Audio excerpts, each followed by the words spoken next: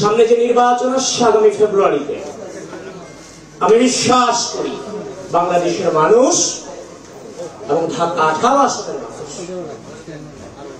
ধানের শীষকে ছেড়ে যাবে না।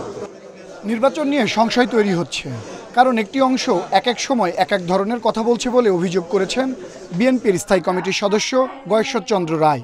বলেন, দায়িত্বশীলতার সাথে সরকার পরিচালনা করতে হলে অবশ্যই দায়িত্বশীল বিরোধী দল দরকার, কেননা শক্তিশালী বিরোধী দল না থাকলে জবাবদিহিতার জায়গা তৈরি হয় না। নির্বাচন নিয়ে একটি অংশ এক এক সময় এক একটি কথা বলে, কখনো কখনো চ্যালেঞ্জ করে, কখনো কখনো বিদ্যাগুরু দেখায়। এই শক্তিটা বাইরে।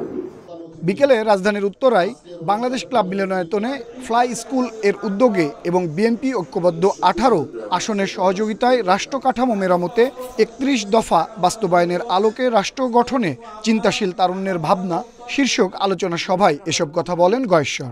বলেন, যারা একসময় এই দেশের স্বাধীনতার বিরোধিতা করেছে তাদের কথা শোনার জন্য আমরা বেঁচে নেই।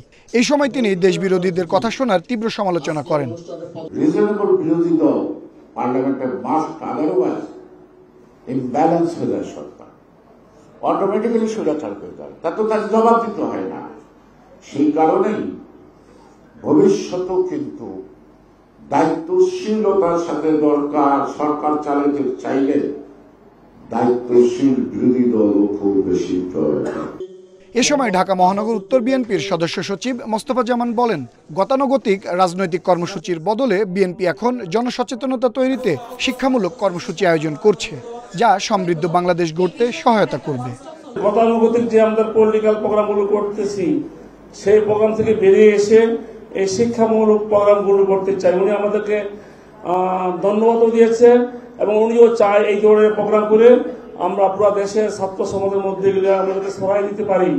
ওনার স্পেশাল সমর্থন আমাদেরকে ইতিমধ্যে দিয়েছে। তারই অংশ হিসাবে আজকে আমরা শুরু করলাম।